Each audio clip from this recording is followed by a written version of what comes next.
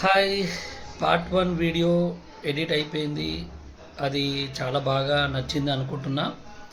అది హైదరాబాద్ నుంచి మేము బయలుదేరడం, పాతాళగంగ వరకు చేరుకొని పాతాళగంగ అంతా బోట్లో తెప్పలో మేమంతా బోటింగ్ చేయడం, మళ్ళీ అక్కడ పాతాళగంగ అమ్మవారికి ఒడిబియ్యం, చీర, అవి పూలు, పండ్లు, గాజులు అవన్నీ అమ్మవారికి ఒడిబియ్యం పోసినట్టుగా అది పాతాళగంగలో చేయడం జరిగింది. అది ఎప్పటి నుంచో అనుకుంటున్నాము. అది కంటిన్యూ అట్లా అనిపించినప్పుడల్లా చేయాలనిపించినప్పుడల్లా చేస్తున్నాం. ఇప్పుడు సెకండ్ పార్ట్. ఈ వీడియో కూడా మొత్తం చూడండి, చాలా బాగుంటుంది. Thank you.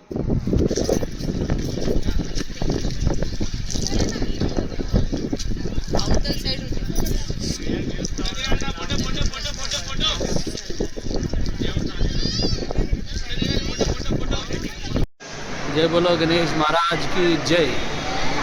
जय बोलो साक्षी गणपति महाराज की जय. साक्षी गणपति महाराज दर्शనం జరిగింది.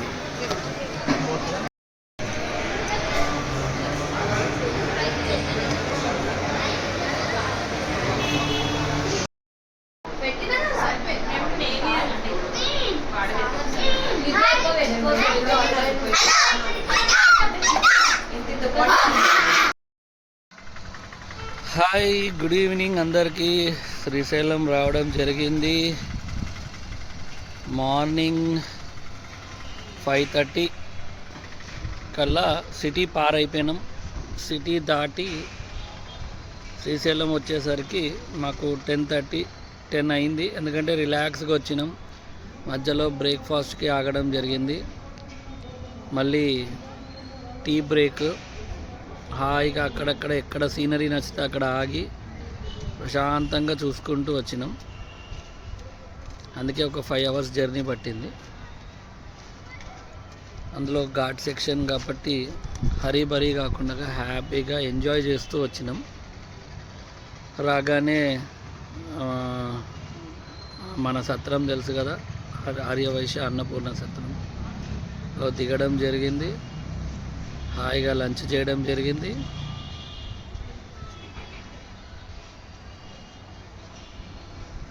కార్ పార్కింగ్ కూడా చేయడం జరిగింది. ఓకే, ఇక్కడ బయట బిల్డింగ్ ఇది.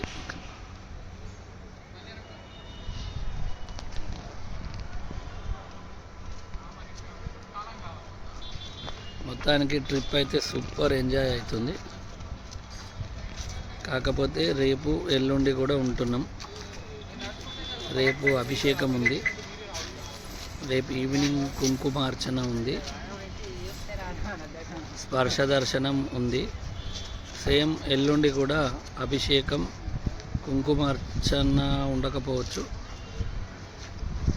స్పర్శ దర్శనం అయితే ఉంటుంది. ఎల్లుండి అభిషేకం, స్పర్శ దర్శనం. మొత్తం 3 ఫ్యామిలీలు రావడం జరిగింది. ఒక ఫ్యామిలీ మిస్ అయింది. మళ్ళీ మా బ్రదర్, మా పెద్ద బ్రదర్ మరియు మా చిన్న బొమ్మడిది ఫ్యామిలీ, 3 ఫ్యామిలీలు వచ్చినాం. శ్రీశైలం అనేది ఎంతో అదృష్టం ఉంటే కానీ ఇక్కడ అడుగు పెట్టలేం.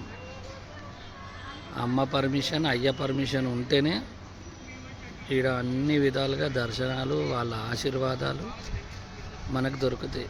శ్రీశైలం అంటేనే ఒక పవర్ఫుల్ పుణ్యక్షేత్రం. ఇది అందరికీ తెలిసిన విషయమే. జ్యోతిర్లింగంతో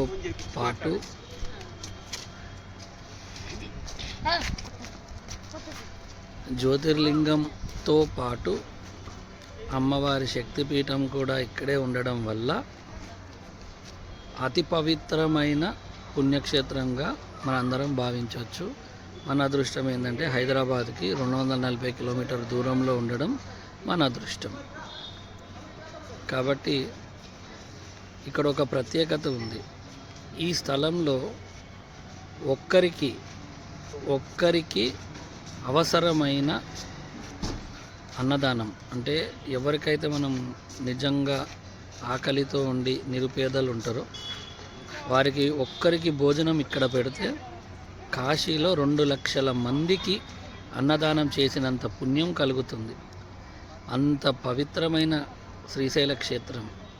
ఒక్కరికి కడుపు నిండా భోజనం పెడితేనే అంత పుణ్యం దొరికితే కొన్ని వందల మందికి అన్నదానం చేస్తే ఏ రేంజ్లో ఉంటుంది?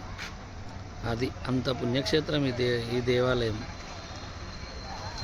ఓకే, వీడియో మొత్తం చూస్తూ ఉండండి, అప్డేట్ చేస్తూ ఉంటా.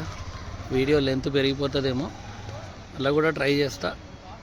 రేపు ఎల్లుండి కూడా ఇక్కడే. Okay, good evening, good night, bye.